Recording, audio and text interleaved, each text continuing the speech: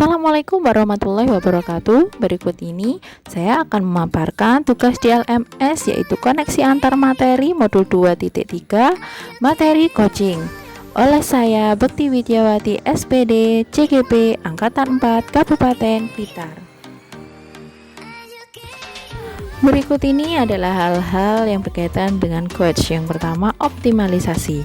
Optimalisasi jawaban coach agar dapat diterapkan dalam aksi nyata sehingga potensi coach berkembang. Yang kedua, komunikasi yang memberdayakan. Coach menginspirasi coach untuk memberikan jawaban-jawaban sendiri atas permasalahannya. Yang ketiga adalah hubungan coach dan coach. Hubungan antara coach dan coach adalah hubungan kemitraan yang setara.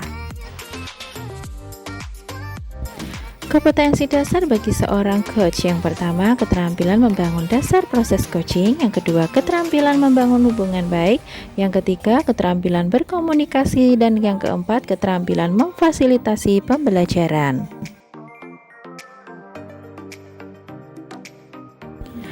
Perbedaan konselor, mentor, dan coach dalam konteks pendidikan.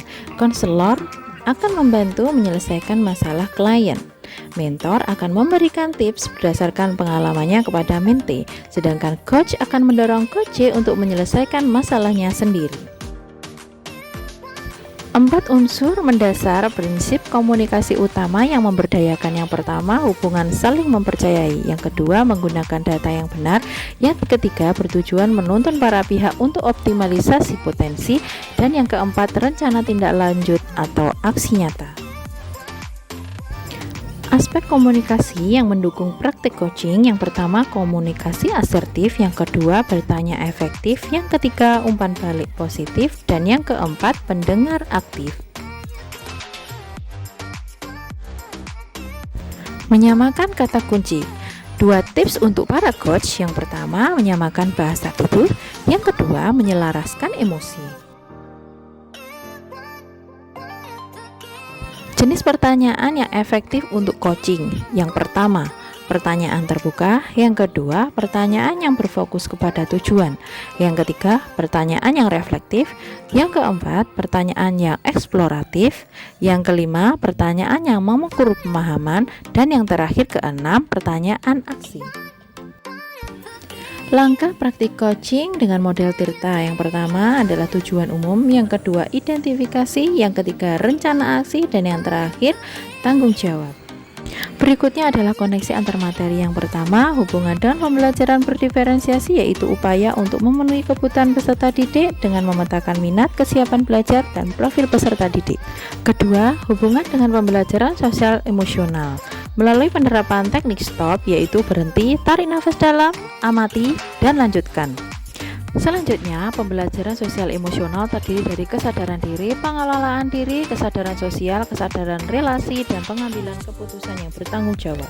Koneksi selanjutnya, Ki Hajar Dewantara menekankan bahwa tujuan pendidikan yaitu menuntun tumbuhnya atau hidupnya kekuatan kodrat anak sehingga dapat memperbaiki lakunya. Oleh karena itu, peran seorang coach adalah menuntun segala kekuatan kodrat atau potensi agar mencapai keselamatan dan kebahagiaan sebagai manusia maupun anggota masyarakat. Dalam proses coaching, peserta didik diberikan kebebasan, namun pendidik sebagai pamong memberi tuntunan dan arahan agar peserta didik tidak kehilangan arah dan membahayakan dirinya.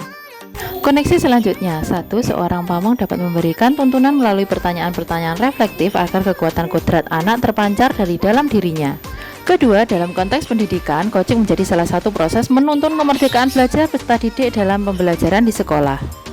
Ketiga, coaching merupakan proses untuk mengaktifasi kerja otak peserta didik. Pertanyaan-pertanyaan reflektif dalam coaching dapat membantu peserta didik melakukan metakognisi.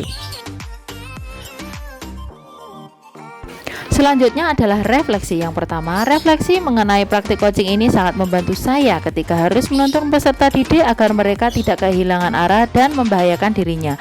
Yang kedua, dalam proses coaching kita akan memberikan pertanyaan-pertanyaan reflektif agar peserta didik dapat mengenali potensi dirinya sendiri.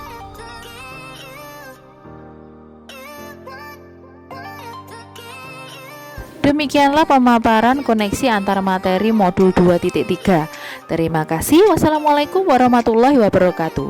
Guru penggerak Merdeka Belajar. Guru bergerak Indonesia Maju.